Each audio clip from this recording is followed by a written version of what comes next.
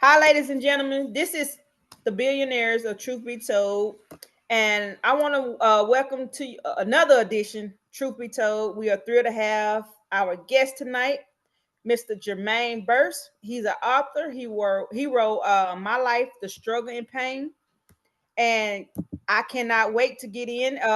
And also we have Shayna Cox online with us tonight as well. She's also an author. You guys probably saw her last week.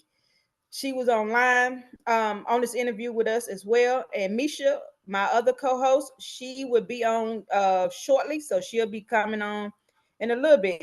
So Jermaine, before we get started, I just want just tell us a little bit about your childhood and what it was like growing up being Jermaine Burse. Well, I grew up in a small town called Cahutta, Georgia. Like I said, it's like 20 minutes from Cleveland, Tennessee, like 30 minutes from Chattanooga. Um, Grew up there in a trailer with two sisters and one brother, both parents in the household. Um, it really was kind of like I was kind of sheltered, but then again, I wasn't, if that makes sense. But I was all about sports growing up. I really didn't go nowhere.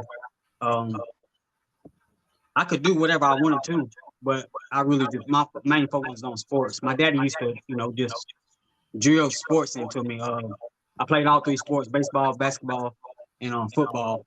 But my heart was with basketball, so that's why I chose to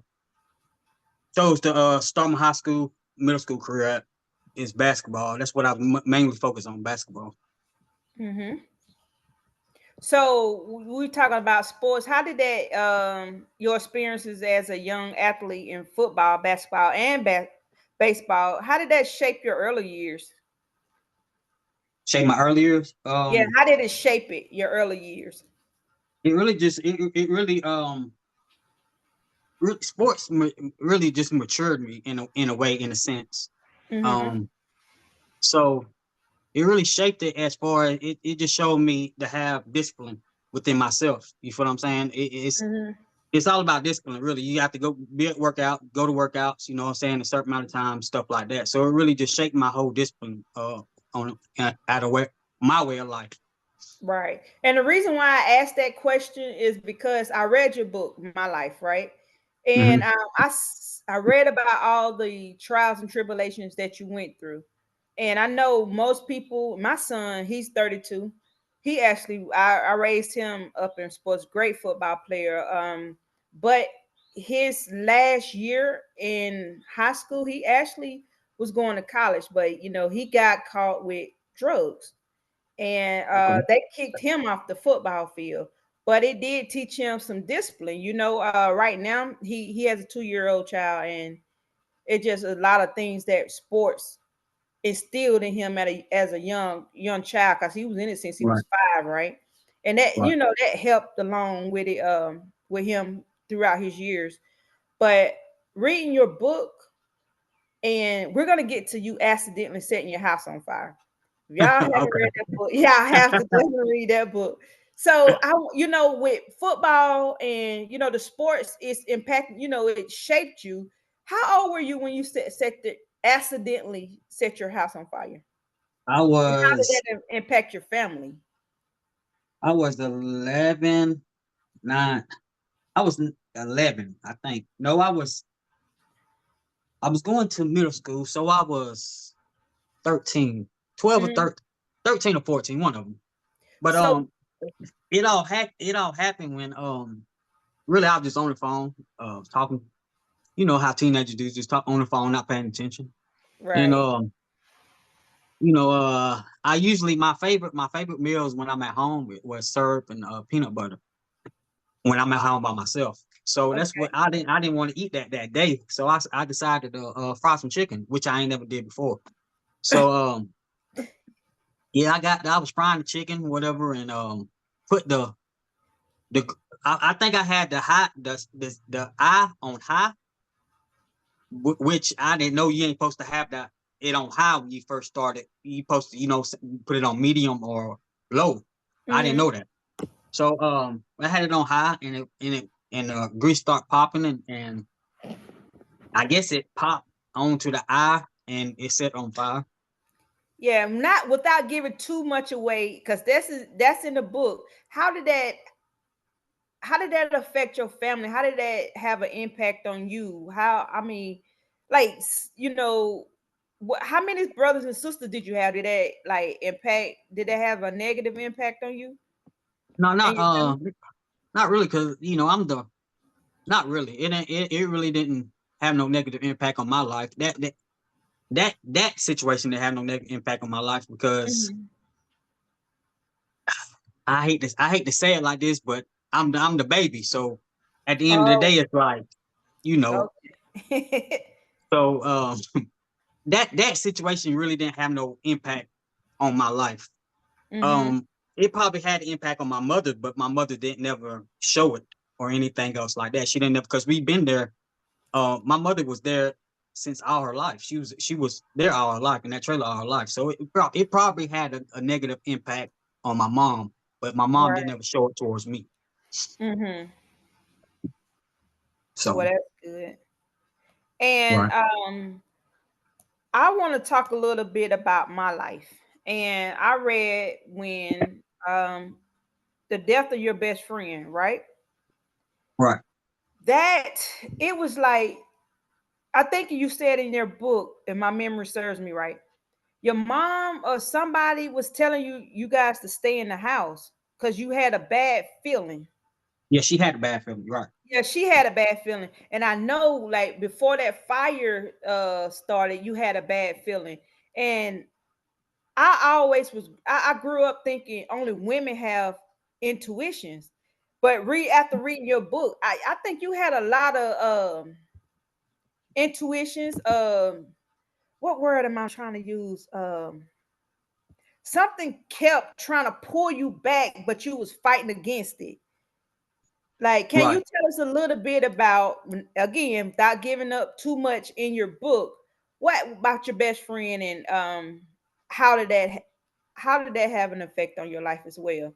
That had a major effect on my life. That's probably one of the most um situations that had a major effect on my life.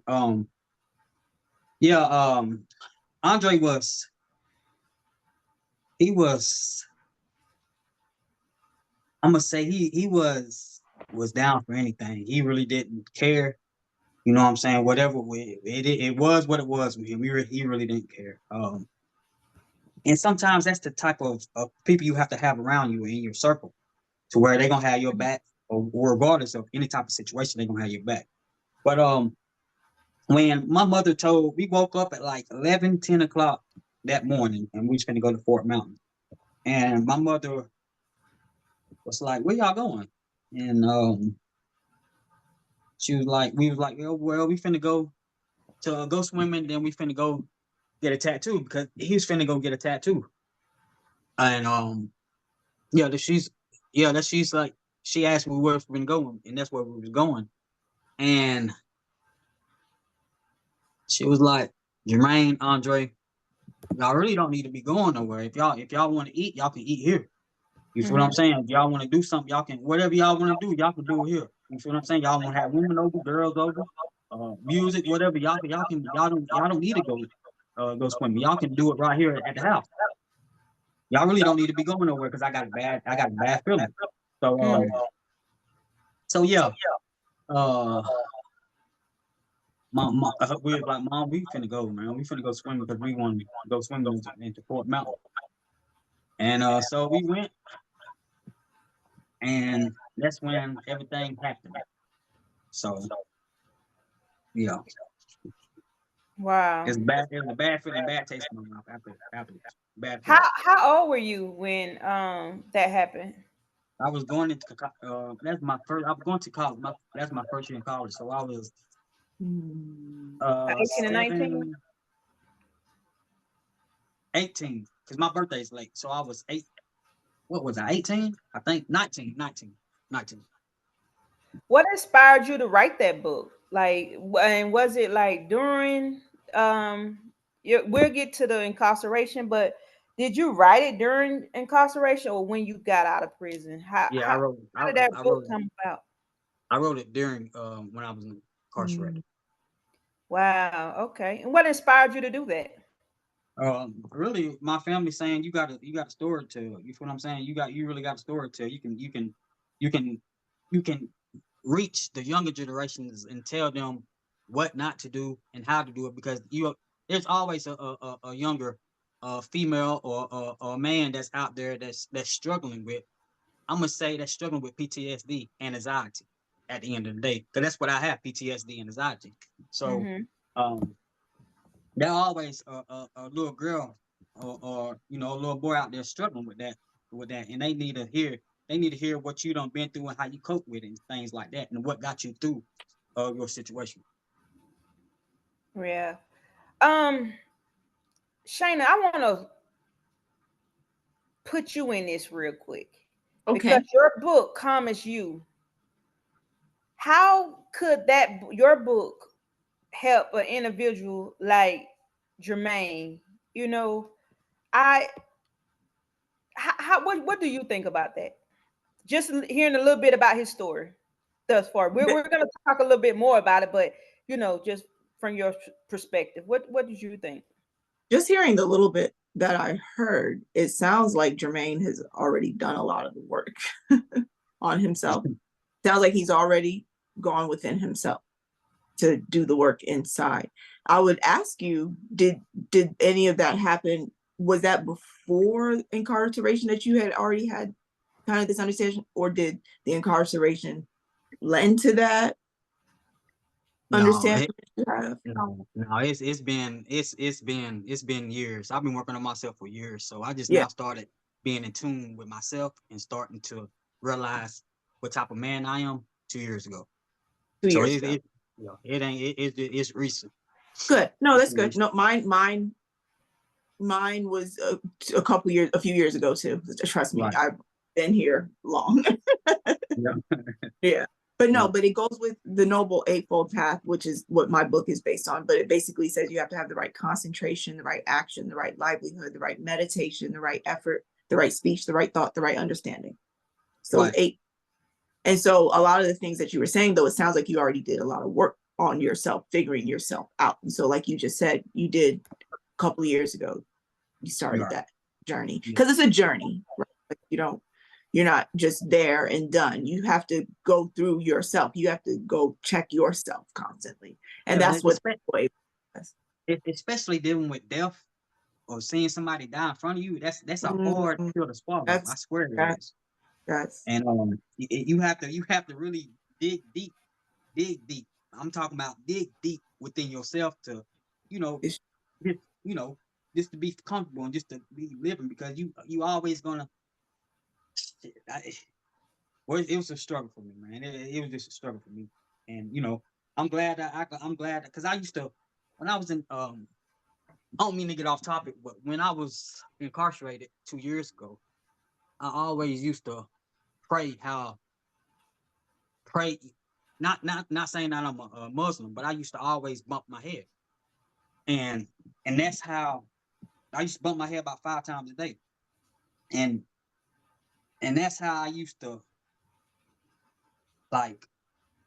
I just felt something when I do that. Not saying that I'm Muslim or whatever. I was practicing Muslim or whatever the case may be. I just felt like I just feel like that's the right way to pray is to bow and that, yeah.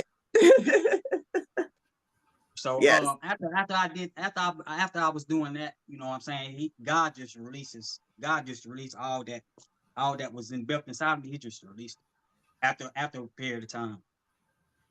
It sounds Wow. like you developed new. I'm sorry. Oh no, you good. You good. I was just saying, wow. Yeah. No, it sounds like you developed um new habits, right? And there's something in that.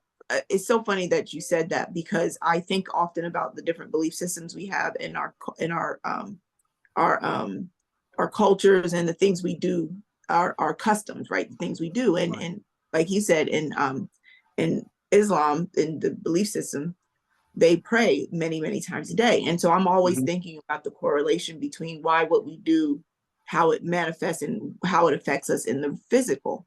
And there's something to that diligence of praying 5 times a day, facing a certain direction, staying on top of that. Like it does something here Right. to us, Right. and that your body needs it. It puts it into you in a sense. It makes it no different. When I do every now and then a affirmation, a word will like resonate with me.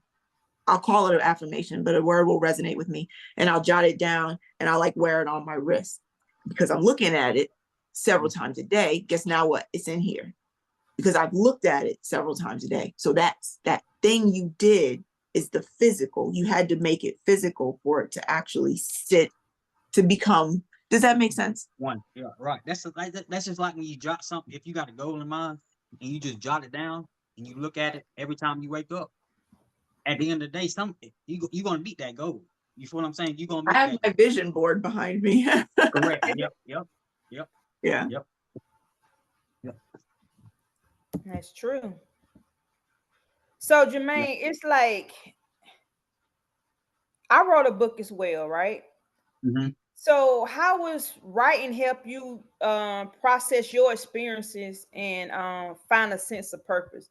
I know my book came about when I was about to attempt suicide. I started writing my suicide letter to my kids. I wanted them to know it wasn't them the reason why I was unhappy, right? Right. So I started writing my suicide letter. It turned to like 10 pages. So I when I, looked up, I felt the weight lifted off of me. I actually had to get that out. So that was my sense of purpose why I started writing. What was your sense of purpose? How did that help you? You know, with You want me to be honest with you? yeah. I'm be 100 with you, man. Truth be told, baby. Truth be Yeah. told. I'm keeping it all the way 100. Well, I'm in jail. I'm bored. Ain't nothing to do in jail but work out and that's it. Ain't and watch TV. So, I was like, I call mama like every day. I call mama, my daddy, and grandma, and they be like, have you what are you doing? I mean, what are you doing with your mind? I mean, what is you doing? While you in there, you need to be doing something. Every day I used to hear this every day. So so I used to work out a lot, man. I could work out 24/7, man, and just and that'd just be my mental break. That'd be it right there. So so yeah, I used to call mama. They used to call me and asking me, well, Jermaine, have you got started on that book? And I'm like, no, I haven't. What book? And it was like, Jermaine, you need to be while you in there, you need to be writing a book about your story and telling your story. So I decided one day, in jail, they have those tablets now where you can listen to music and stuff like that. Hmm. They got those now with the headphones Hmm. and stuff like that. So one day I just decided to put the headphones on and it's like a radio station. And it's like gospel. They got gospel, hip hop, rock, pop, and I think that's it. But but yeah, I used to turn it on gospel, whatever, and really, God got me into turning on gospel, and really, God got me into the motivation of really just writing, sitting down and writing a book. It wasn't like, even though my family like told me, Jermaine, you need to write a book. Jermaine, you need to write a book. That wasn't it. God really just put me in that motivation to just sit down and stay focused and just write the book. And I used to write like every day. Just spend an hour, 2 hours just write every day Wow. until I finish it. Wow. Yeah. That's good. So it's like I know you've touched briefly on that, but like your journey since you've been out of prison. So how have you like worked to rebuild your life? Like I've never been in prison. If you're talking to someone who is coming out of prison, reason why I'm asking you this because my goal is to uh get group homes that will help ex felons that's coming out of prison, right? Right. And me being the person I am, I've never been to prison. So could you give us some insight or me some insight on how I can like help somebody, from your story? How are you rebuilding your life? What were some of the challenges that you faced while getting out of prison? And just give us some insight about that. So you want me to explain to you what it is like being a felon, right? What it's like being a felon. Yeah. And you know how it is getting out, because like sometimes you like the reason why I want to do the group homes, when you're convicted felon, they want to do a background check, right? Hmm. And has it been hard for you to get housing? Has it been hard for you to get employment? What are some of the challenges that you face that you could probably tell us about that can help some of our viewers or listeners? Okay. Yeah. I mean, if you don't want to Housing. answer, don't give. You don't No, have no, to give too much no. You good. detail. You good. You good. We hey, we gonna keep everything. Everything. Okay. So housing. When it comes to housing, me personally, uh, they don't sell with they people don't like releasing or renting people with felonies or with background records. So with Hmm. me personally, I had to put it where I stay at. I had to put it in somebody else's name, which is my father. I had to put it in Right. his name because I had a felony. So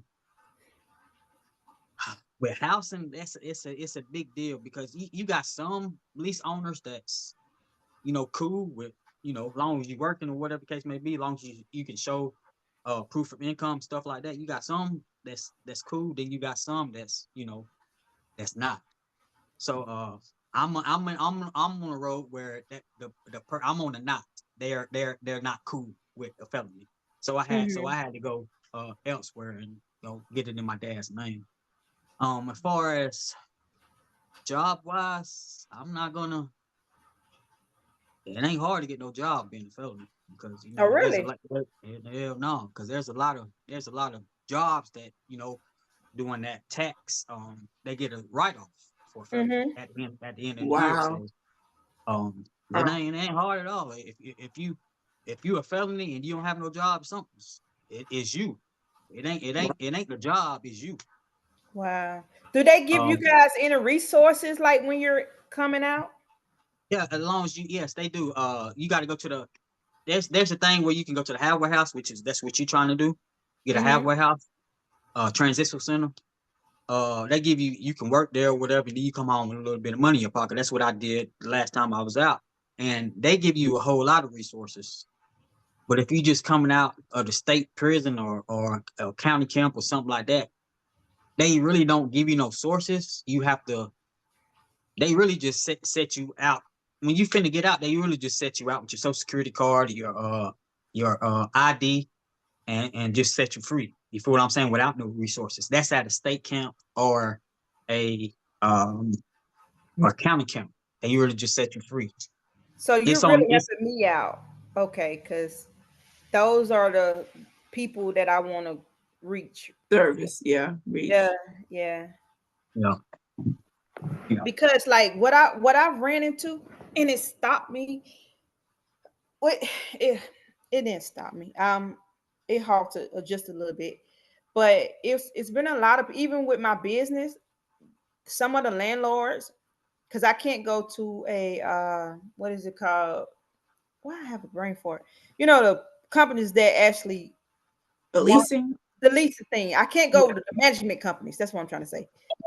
I have to go to people who are renting their houses out. But even with during my company, they are not allowing me to actually do that because I will have convicted felons there. And I got my plan all made up. So what, I don't think too many people are doing this, but what Jermaine was just saying, like people, I talked to a what is it called? She's a deputy. She said that Georgia is the number one state, not Florida, not California, not Texas, and not New York, but Georgia is the number one state that has so many convicted ex felons that's coming out. They have to stay in there because they don't have anywhere to go.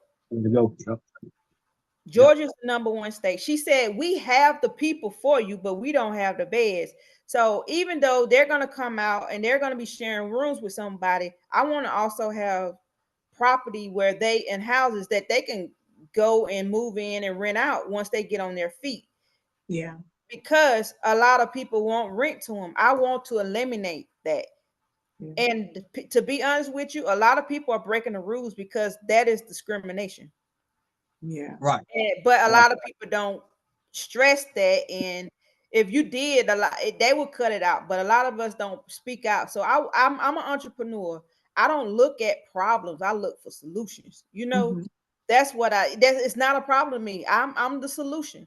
So I did, get some uh, you know, what is that? What I'm trying to say? Like some things has halted me, but it's not gonna stop me. I'm gonna put it like that. You ran Mm-hmm. into But some I'm roadblocks. definitely I'm definitely going to do it. And I have my own trucking company, so I'm creating jobs where they don't have to come out and be stressing about, okay, where am I going to live? Where am I going to work? I Right. want to eliminate a lot of those issues. I Yeah. definitely do. Hey, Misha. Hello. Jermaine, Hey, that's Misha, my co-host. Hey, how you doing? I'm good, Jermaine. How are you? Good. I'm all right. Yeah, Misha. Jermaine was just telling us a little bit about himself, so you can just listen in and you could just jump in whenever you get ready. Okay. Okay. All right. So, Jermaine, what advice would you give like others that are facing similar challenges and looking to turn their life around? I know that you're talk a little bit more about your gym too and your fitness thing. I've been looking at you on social media with that. Okay. Yeah. The first question is, um, I'm really my main focus is the for the younger generation. 10, 11, 12. The teenagers. This the ones that's growing up that really don't know how life is, and then when they do go through a circumstance, or when they do go to a situation in life and it's a setback, how to maneuver and how to keep staying focused. So my main goal is for the younger generation to is to talk to the younger generation really. But um see me, I really didn't have no like nobody to talk to. So I used to ball all my stuff in, and then when it's time, I just let it all out. You feel what I'm saying? So that was my mistake. How because I couldn't talk to nobody. I couldn't talk to my mama. I couldn't talk to my daddy. My daddy was, I couldn't talk to him. The only person that I could talk to was my older sister, which is Candace. I can talk to her, but I can talk to her to an extent because they will always um baby me. And in that type of situation, I didn't want to be baby. You feel what I'm saying? The truth. I wanted to hear the raw and uncut. You feel what I'm saying? I didn't want to be like that. You feel what I'm saying? So they will like, what's it called? They will disable me. So Enable. Enabling They you. was enabling you. yeah, yeah, Yeah. enable me. Mm-hmm. So yeah, I didn't really didn't I didn't need that. Like I said, I just need the raw. You know what I'm saying, Jermaine? You know what I'm saying? Just be hard on me. And So that's funny you're saying that because I know a lot of people who go the opposite direction. They don't want to know the truth. They say they want to know the truth, but they want you to enable them and pat them on the back for doing wrong. They don't want the hard, the raw truth. yeah, But yeah, what I I, what I needed what's it. in you that's so different, Jermaine? Why you think so differently? What do you think? Why do I think different? What Yeah, I what can made what made you realize, Jermaine, that you needed her to be real and raw, and her enabling you was only hindering you? What made you come to the point to realize that? Or did you always realize that? Listen. Yeah, I always realize Mhm. that. I always realize that. But when I start realizing it is when my first time going to prison. That's when I really realized it. And Mm. I Wow. was 20, I was 22. First time going to prison, I was 22. And that's when I first realized it. That's when I kind of sat back and kind of, you know, and kind of got in tune with myself and how I am as a person and being real with me. Not I didn't want to be real. I wanted to be real with myself. Um because if I was it was a long time. It took 22 years while I was faking it. You feel what I'm saying? And faking it and walking around faking it, whatever case may be, it's 22 years.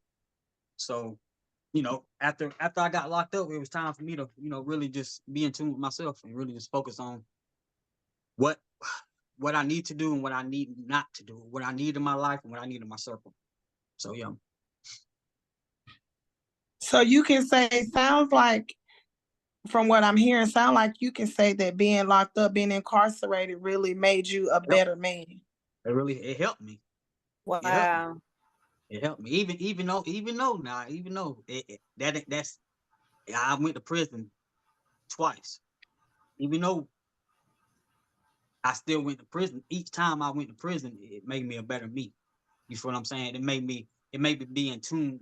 It made me be better in tune with myself each time. And each time I went, I learned something about myself.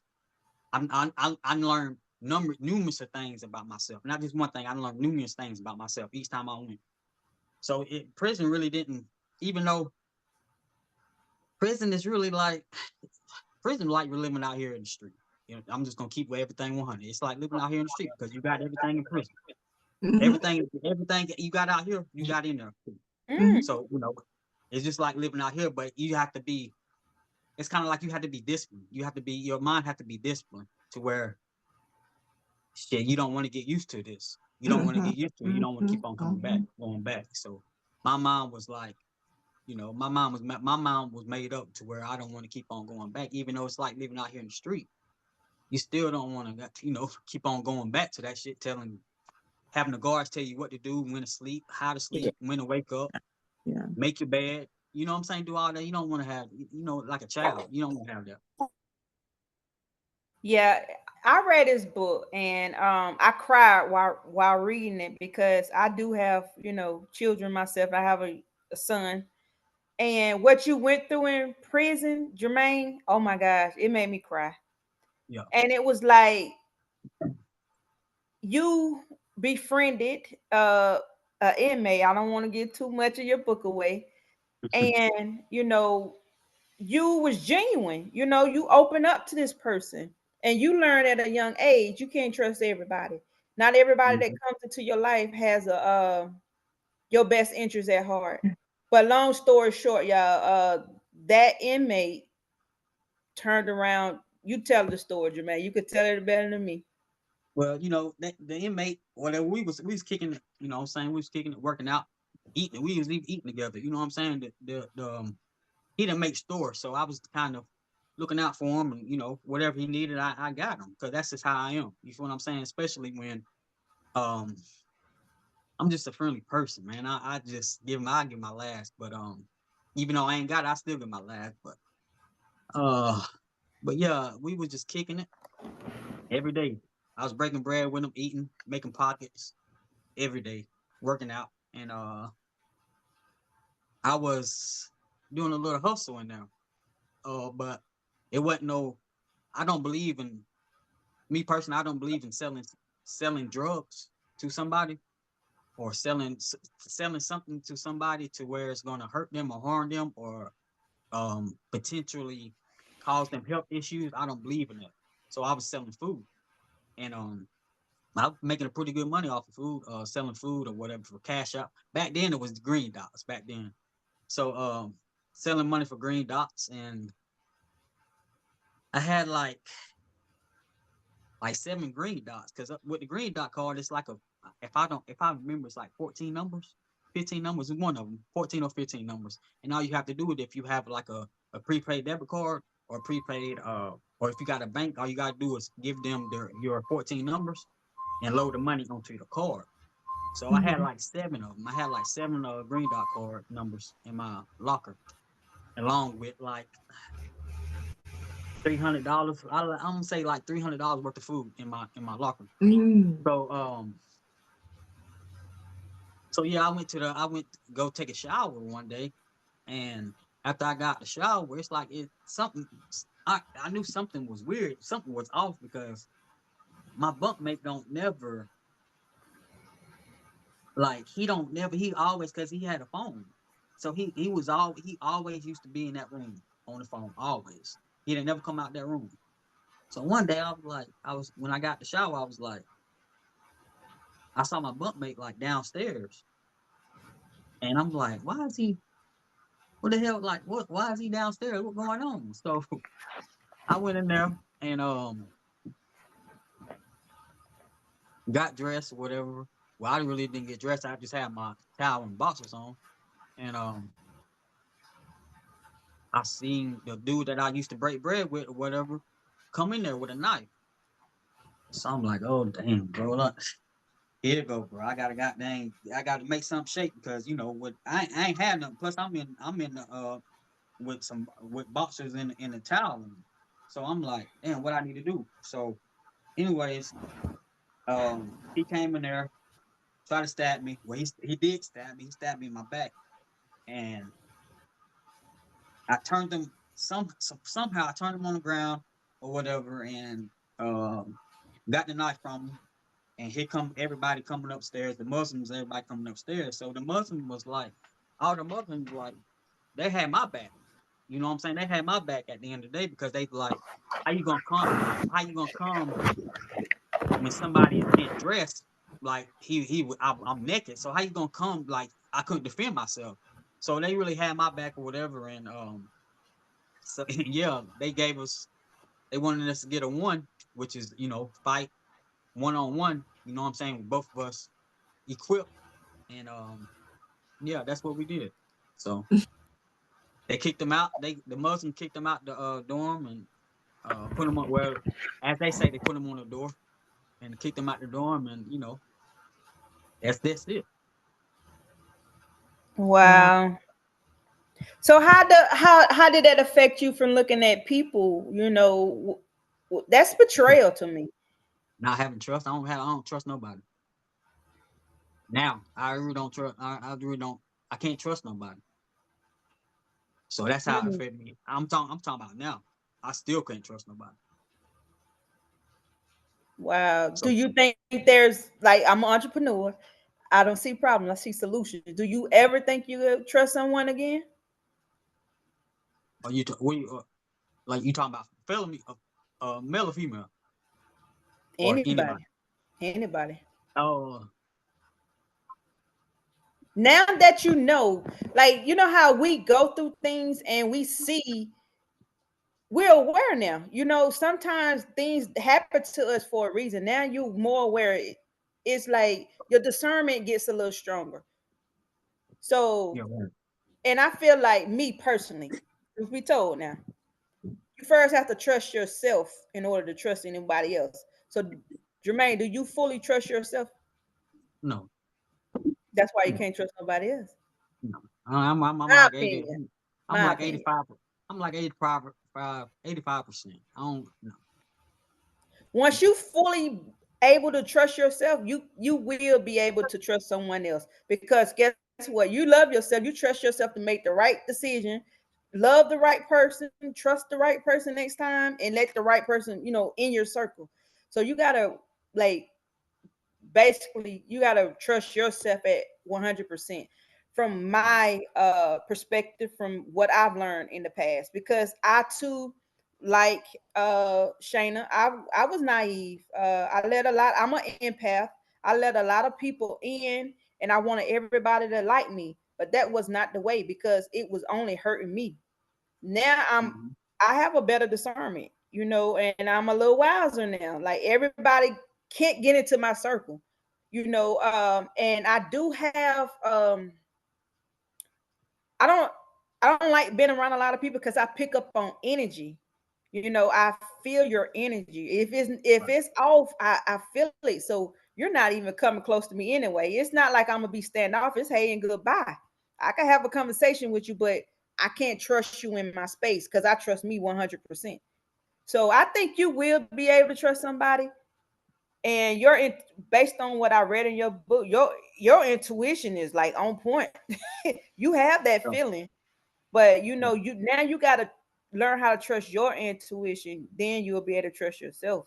That's what I feel like. Ladies, right. y'all got input on that? You asked him, since the incident, how is his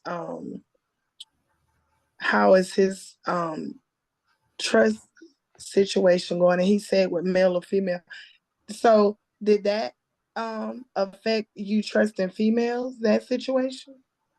Um, in a sense, I'm gonna say yeah, but I'm not gonna say all the way 100% no, because a female can like she stated, a female can come in your circle and come in your presence and show negativity or be negative, and then you're gonna have to cut that female. I cut that female off because I don't need no negativity in my presence or in my circle. Because that's not what I'm giving forth. That's not what I'm giving forth in the universe. So I'm not gonna have that in my presence as somebody being negative. So as far as that, as far as that, yeah. But as far as like if a female is like genuine and she really, I'm not gonna just say I don't trust her. No, as long as she being genuine. No, I'm not gonna do that. Not to the female, but with a guy, I can't. I don't have no friends, no guy friend. Period. I don't hang Makes out with dudes. sense. I don't hang out with no dudes. Period. I don't. I just can't do it. I just can't. I can't have no guy friends. I can't have no guys in my circle. Do you have So, brothers? yeah, I got one brother. How are you? Close? He is 40, 41, How old are you? 35. Okay, that's not too bad. That's not too bad. Yeah. I guess you kind of grew up separate, like different ages, so different kind of bringing up things. That makes But sense. we grew up together now. We grew up in the same Okay, okay, household. Yeah. okay, He called my daddy. He called because we got different fathers. So he called my daddy. You know, because my dad always been there. So okay, okay. So yeah. Jermaine, speaking of, okay, go ahead. I'm sorry, No, Shayna. Go ahead. Speaking of women, now you already know where I'm going at. Yeah. You don't have to talk about it, but let's talk about like the young lady you met while you were incarcerated. You don't have to say So too much about it, but I mean, whatever you're comfortable with, if you don't mind. we are still that's like a bittersweet situation. But yeah, I met her. I really wasn't trying to meet her like that. But yeah, we met each other and things came off and got her pregnant and got a little girl out of it. So yeah, we on a cordial um we in a cordial space. We Hmm. talk to my girl. We see each other. It's cordial Right. between me and her. She moved. She came down here. Well, actually, she came down here. Well, she moved down here 3 years ago. 4 years ago, she moved down here, and she was working at Hayes State Prison, and she got a job down here at Hayes. I don't know where you know if you're familiar with Hayes, but I think that's in where's Hayes at? Trying, I think. I don't know, Misha. I heard of it though. I'm not sure where it's at. I believe so. It's somewhere close to Somerville, right? It's in Trying, correct? If I'm not mistaken, I think it's Yeah, in Trying. But yeah. yeah, she came He's from down. Dalton. Yeah, I'm from Dalton. Yeah, Okay. and she came down, moved down here, and she worked at Hayes for about 6 months, and then she went back to Macon. Macon's in I met her at Telfair State Prison. Telfair is close to Macon, so That's where she from, is Macon. So she went back to Macon. But yeah, we cordial, we talk. Does that happen regular in prison? Like inmates messing with the guards? Like Oh how yeah, y'all do that? that's a regular thing. Yeah. If you think about it, Aya, I was telling Aya, I have a friend, he's in he's in prison and he has a life sentence and he has a baby by a CO. His baby is maybe 2 or 3 years old. And he told me, he was like, think about it, these COs are, a lot of them are nice looking women, and it's 300, 400 or however many men in there. I mean, come on. And the women are looking, the men are looking, and it just happens. Look, I'm speak. This is what I was told, but I mean, you can speak because you've been in the situation. A, a lot of them, a lot of those guards is like they looking. You feel what I'm saying? They're really looking for a man. Mhm. For real, they looking for a man because some, the men out.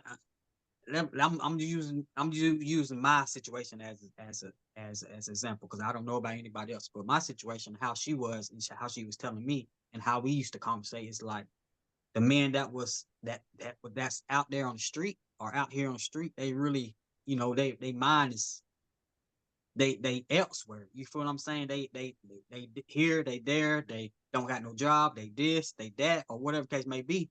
They're not taking care of business, they're not taking their kids, whatever, so on and so on. Um, and then when you meet somebody that's in there, the his mindset is on one thing. If y'all talking, his mindset is just focus on you. You feel what I'm saying? His mind ain't nowhere else. His It's a mind, candy Yeah. store out here in the streets. right. So I mean, you have to think though. His mindset ain't focused Ooh. on So is nothing it a else. manipulation? It sounds like a manipulation Yeah, both ways, but Basically, it yeah, is. both ways. Okay. yeah, I yeah. mean, Right. Mm. okay. But that It's was the that dude in gave me some prison. insight. Go ahead, Misha. I'm It's the sorry. it's the dude in prison right now, and he was saying, he's always on social media. He was saying, ladies, I'm incarcerated. It's okay to have a friend, but I'm telling y'all, do not fall in love with a man like myself because we have nothing but time. What he just said, they have nothing but time. But then, they know that that's, I guess, something to pass by time, Yeah, because yeah, um They gonna do it. They gonna do it. They gonna do right, right. it. And women, and like he said, women are vulnerable, and most women want a man, most men want a woman, but men, I was told, and I believe this, men do things for the moment. We think about, especially when it comes to relationships, a man, that's like, women do one night stands all that too, but men definitely think of right now as far as relationships. Women, we're thinking of forever and this, and this. Most men don't look at situations or relationships like that. So, Right. That's right. See, if I was in prison, if I was a guard and me with my little heart, I feel like I wouldn't want to do that because I don't want to put any other inmates in jeopardy. Because Jermaine, if you came after me in prison, I'd be like, oh no, those other guys want me too. So it will make them jealous and they'll try to kill you, get you out the yeah, way because it's yeah, like yeah, you said, it's just like the streets. Like I Mhm. would bring more problems to you. That's why Yeah. I wouldn't do it if I was a correctional officer. And then I think it is manipulation because I'm just like, when he get back on, I got control of you now, buddy. But when you get back on the street, like you're gonna be just like those other men. So guess what I'm gonna do? Be back in jail, finding the next person to manipulate. That's me personally, but that's my It's- that's my truth be told. That's what I yeah. wouldn't do. I think it's selfish to me. Like leave brother alone. But I'm glad y'all do that because I'm thinking if you in jail over, I say 5 years, and you know how somebody never been in prison, we think crazy. So I'm thinking, okay, you've been in jail over 5, I give you 5 years. But after that 5 years, those men start looking like women and they start messing with the men. And I didn't even think you mess with the correction officer. So I'm actually proud that they do that because Oh, Rather they do that. My kid's dad, he was in there for a couple of years, and he told me he never went without. And I'm like, huh? And I seen pictures of COs when he got out, when he came home from prison. Like they was sending him pictures and all that. listen, that's a whole nother conversation right there. Right. But having a baby though, that's taking it. Having a baby is taking it to another level. But Jermaine. Yeah, but so, I'm how old is your baby? She is 11. 11. Yep. Okay. Yep. So how many kids do you have, Jermaine? 3. Okay. That's good. And how old's your oldest one? 17. Mama, let She a senior this year. Oh Well, wow. she'll be a senior next year. So Jermaine, your kids dog are almost grown. So your baby is 11. So you plan on having any more? Uh, yeah, your with the right one, yeah. I want to know the right one. I ain't finna just go out here and just have one with somebody, with a stranger. No, if we got to be in a serious relationship, we got to be married Right. for me to have one. Yeah, and you're very mature. I'm serious. I'm 45, so I still look at you as a baby. So I know you're a man though, but Yeah, yeah, you're very mature, and I feel like you got your head on right. yeah. Yeah. So looking back, Jermaine, tell me, like, you probably already answered this. What do you think like were the key turning points in your life that led you to where you are today? Good or bad? Both. Oh, okay. Yeah. So let's start off with the good. The key turning points with the good is that prison was a good turning point in my life. Um, prison,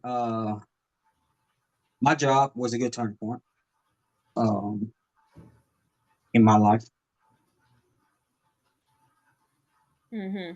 Fitness was a good turning point in my life because I don't know, I can't go a day without.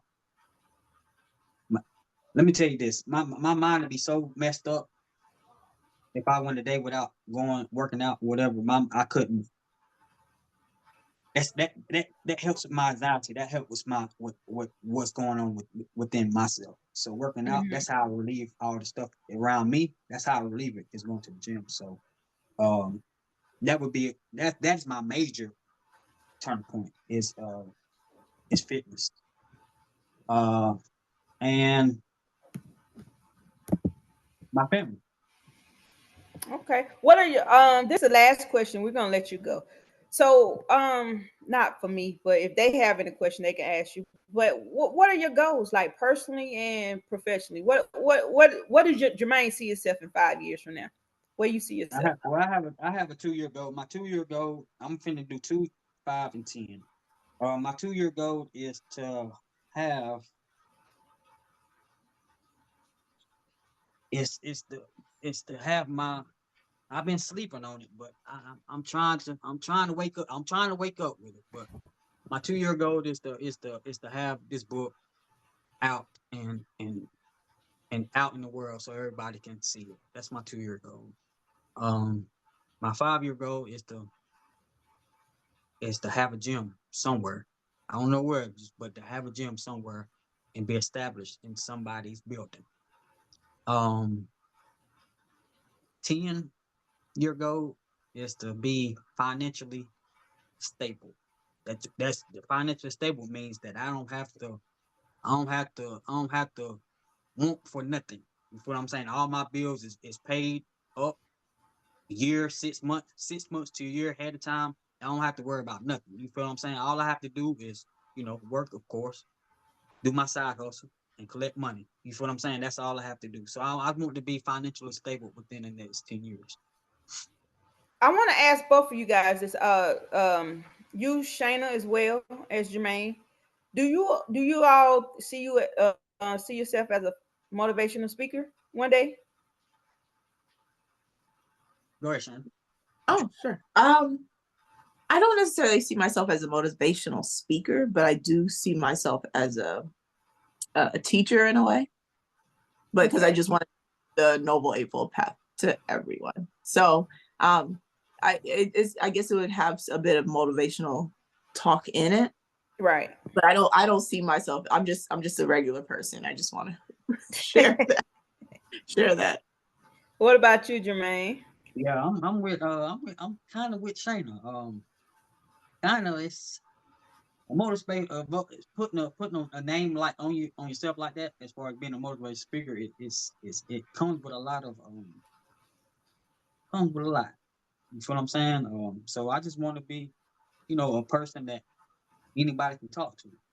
You feel what I'm saying? Hmm. Anybody can vent to, anybody can vibe with. Um, I'm your safe space. Let's put it like that. I'm your safe Yeah. space. So if you want to have knowledge and or get some understanding or whatever the case may be, I'm more than welcome to come to you, or you can come to me. But put as far as being a motivational speaker, that's just putting a big name, but that's just putting a title Right. on me. I like that because both of you guys, you're authentic, and um and it resonates. I like what you're saying because that's how I wanted the podcast to be. Like I don't want like the podcast. You got to have everything perfect, And as a motivational speaker, you're in the limelight. They want you to act a particular way. Like you want to be genuine, and it's like people. I'm glad we started this podcast because people like yourself and Shana, we will have never met, and y'all have a story, and her book, your book, and y'all story. I mean, it blew me away because I'm just like, dang, like these are real people, like they have real lives. And Jermaine, your life is based on stuff I seen on TV. Like I live in a bubble.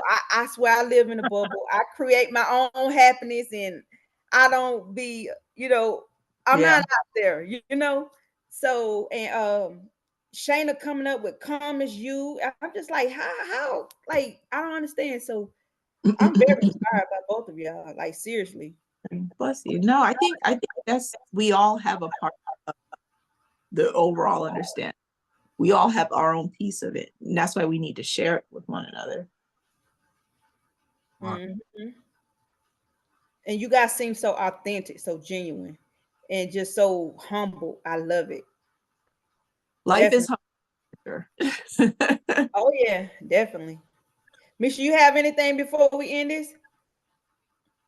Um, Jermaine, what's something that you would tell your younger self as far as to prevent you from making the mistakes that you've made? What's some advice that you would give your younger self? Yeah, just sit back, um, count to 20, count to 10, count to 50.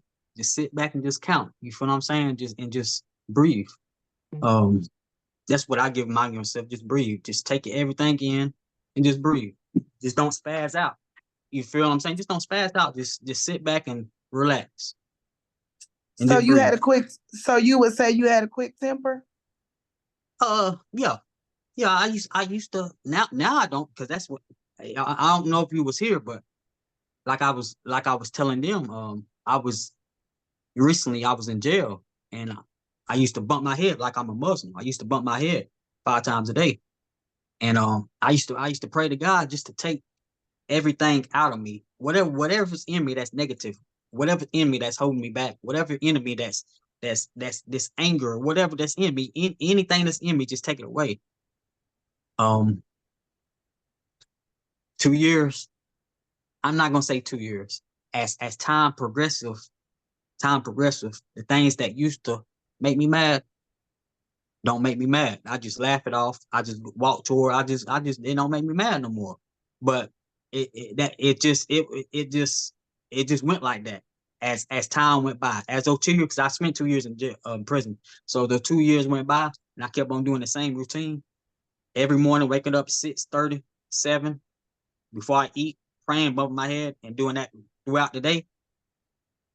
I seen like my anger or my temper or whatever's hindering me, I seen it just go away. And so yeah, I did. To answer your question, yes, I did used to have a little bit of temper because I used to hold everything that went inside of me, or everything that I seen, or everything that I went through. I used to hold it inside of me and it just come out. You feel what I'm Yeah. saying?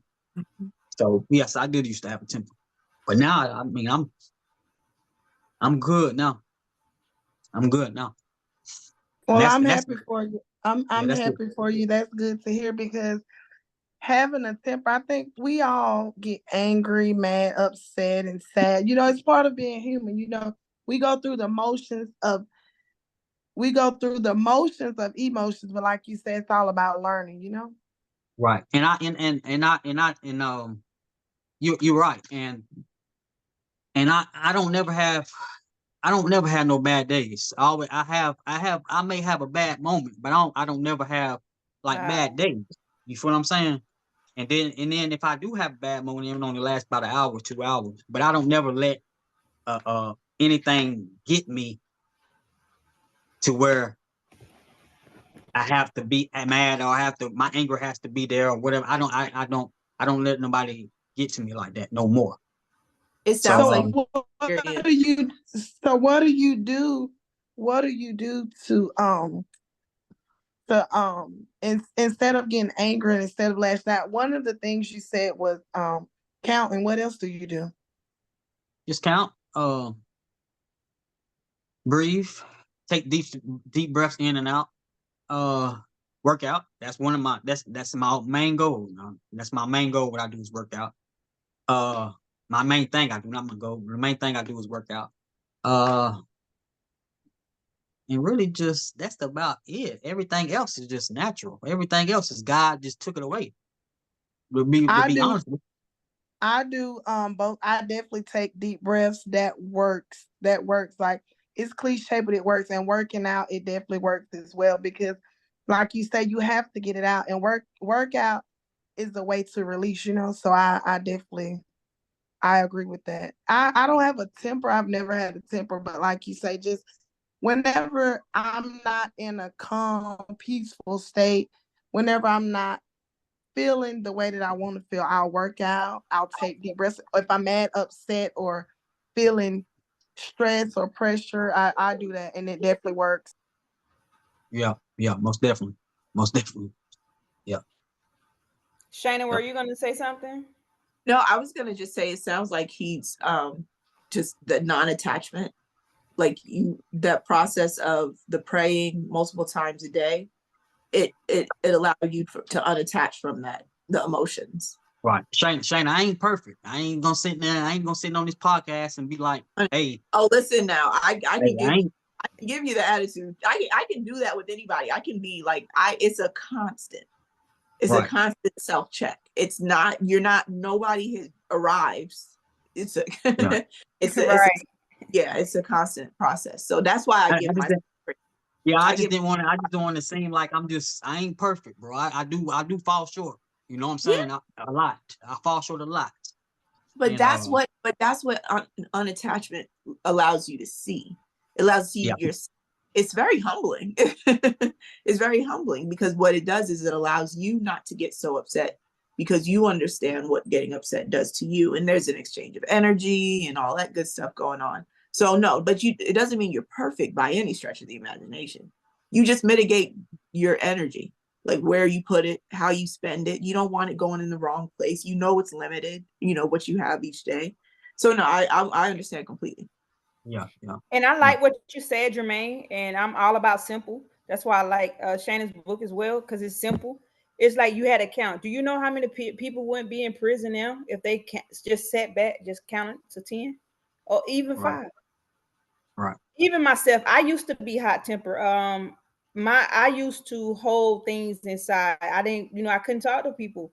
So I kept a lot in my inside, but when I lashed out, I lashed out.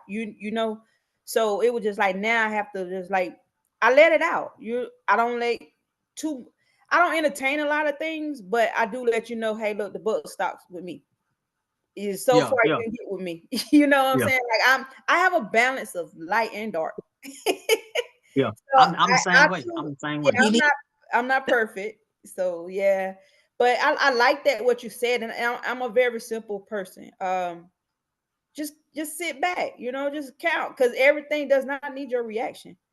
Right. And you know what, Shayna, you're so smart. She just summed it all up in one word: detachment. That's what it is. That's Exactly. what it is. It's Mhm. that's what detaching. that's Simple. at the end of the day, that's what it, Mhm. because ultimately we attach emotions. And when it was a couple years ago, I saw the emotion chart, the wheel chart. It's emotions. There's so many emotions on it, and I was like, I can't believe I'm led by that. Like I am moved and lead Wow. by a bunch of words on a piece of paper. And I understand emotions are necessary. I get it, but to live in them constantly, that's what Mhm. I had to say to myself. I was like, Shayna, all day, like it's been 3 hours, girl. When are you gonna get up and cook? Right. Yeah. And that's true. You could have emotion, but don't live there. Don't live in. Yeah, So because that's what attachment does. yeah, and it's funny you say that because lately, for the last 3 months, I have detached from the outcome. I let go of having to know, letting go of control and detaching from the outcome. It's like, okay, There you go. Let it what be. lesson am I supposed to learn here instead of Yeah, trying to control it and I there you go. it's detachment at the end of the day, just like you said. There's a really, I'm sorry, I just want to mention this really quick. There's this um Chinese, I want to say it's like a Chinese proverb or ancient Eastern proverb, one of those. And as a gentleman, he says, basically, a young girl, a baby was dropped off on his doorstep. And he says, okay, when somebody says, this is your baby, and he says, okay. And then he takes care of the baby. He raises the baby. He does everything for the baby. And then somebody comes back. They realize the girl who dropped off the baby, that he wasn't the dad. The parents were embarrassed. They came back and got the child. And they said, we're so sorry. We didn't realize. And he said, okay. Mm. Wow. Detach. That, it takes so little, so few words to get some of these big points across, you know? Mm-hmm. And I look at my own children that way. And not that I would give them to anybody, but they were given to me. And at some point they, right? Some point we, right? So you can have certain level of attachment is normal. That's natural. But you have to be able to at some point also be, this is for me, this is big as a mom. Do I let my daughters go live with their dad when they want to? I've had to make those decisions over the years, and I've let them, right? Because I have to be unattached. I can't, oh, they're mine. Oh, I can't let them go anywhere. No, everything within its time. So that's why that story resonated with me. But I feel like a lot of us can also resonate with that, whatever it is to you that you have, it's been given to you, but at some point in time, it may go. Mm-hmm. So how do you react in that? Yep. Yeah. You got anything else for Jermaine, Misha? Um, Not, I can't think. Shana, what? Shayna. It's however you want to say. I get so Shayna, many. right? Look how Yes. she look. She look like, dang, I'm checking myself. Shayna, what's some advice that you would give your younger self? A piece of advice in order to Yeah. make sure you, I guess, have the life that you want, the life that you've always wanted. If you could go back, what would you say or do? Don't don't dim your light for a motherfucker. Don't, don't, don't be fierce, be out there, be yourself, be loud, be boisterous, you, be you. And don't let anybody ever take you. Something, since I'm asking y'all, something I would tell myself is don't be so emotional. I've been emotional and for the wrong reasons. And then too, um, whatever whatever I want to do, I know is possible. But as I said earlier, I'm always like, let me wait for this time. Let me wait for everything to be perfect. I would tell myself, don't wait for the perfect moment. You make the moment and go. Yes. What Because what's meant to be is going to be. And once you take the first step, everything else just falls in its place. Alignment. That's right. I saw somebody say the word opportunity. If you take the etymology of the word, op means, I think, like of, and opportunity is portal. It's from the word port or portal. Opportunities, there's so many of them around us, but they're just ways of accessing all that's out there. There's so many directions and so many different ways that life is going to come to you. And it's almost just like you just have to be ready. Mm-hmm. Yeah. Yep. And what I would tell my younger self is, your past doesn't define who you are. And Misha and I, we were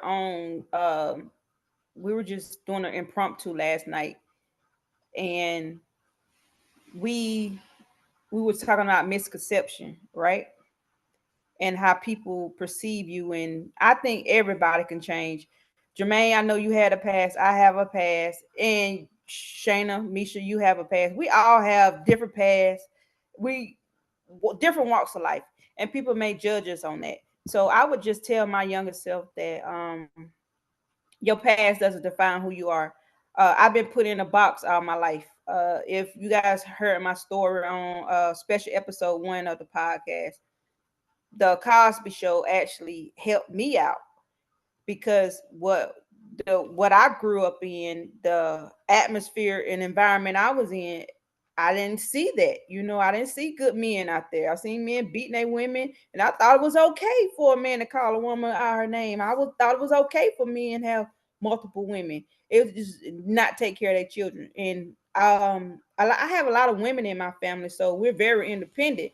So it's even around me, I've seen a lot of people, women, raise their own children, while their men had, they got that exit. And back then, it was so normal to me, and I too grew up doing the same thing. I had my husband was 16 years. I was the breadwinner. I worked a lot. I took care of my kids, took care of his kids. He made 3 kids on me. I took care of those 3 kids. It was just so much because I thought what he was doing was normal. So but a lot of people would think, okay, you're stupid, you're naive, you're weak, you're this and that. But that's what I knew. So I just want people to know, like, you're not defined by your past. And even with me being molested, my mom selling my body at the age of 10 for drugs. I had a friend, he was like his girlfriend.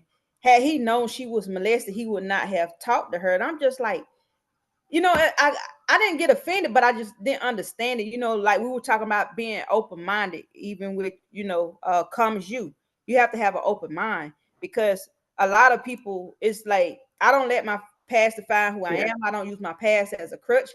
I don't do a lot of things that some people do when they got molested. Quote unquote, people say, well, she act like, or he act like being molested or whatever. I don't fit that equation, but it happened to me. So we were just talking about, misconception. And what I tell my younger self is like, don't let your past define who you are. I was placed in a box. I believe what people said about me. I believe what people said about my children. My family didn't want my son because he was a product of rape.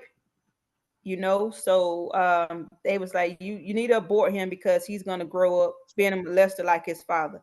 I kept my son away from my people because of that. Mhm. And we had, myself and my sister, we had children. I had my son when I was 13. I had all my kids when I was young. So I made sure, like, y'all don't have to go to college, just make sure you finish school, because I had so many people saying they were gonna, they already predicted their life. And all of my kids finished Wow. school. None of my kids had children at a young age. My son is 32. He had his first child at 30. My 26-year-old and 22-year-old, they don't have kids. They don't even want kids. But they broke the chain, and that was good enough for me. Most people want to say, okay, my kids got to go to college. No. So I would tell my younger self, your past does not define who you are. And I just want to leave y'all with that. And Jermaine, definitely your past does not define who you are. You guys, you got a long way to go. And y'all headed down the Mhm. right road. Thank you. Most definitely. Most definitely. Yeah, thank you for sharing. Oh, you're Yeah. welcome. Yep. So this is another episode of Truth Be Told. We had the Jermaine Burse and Miss Shayna Cox on this live. So I appreciate y'all coming, and my co-host Misha. I appreciate y'all coming, and we'll go ahead and end this podcast right now. And I'm about to stop recording. So hold on for a second. Y'all want to just say bye real quick? All right. Bye. Bye, guys. Hope y'all All enjoyed it. right.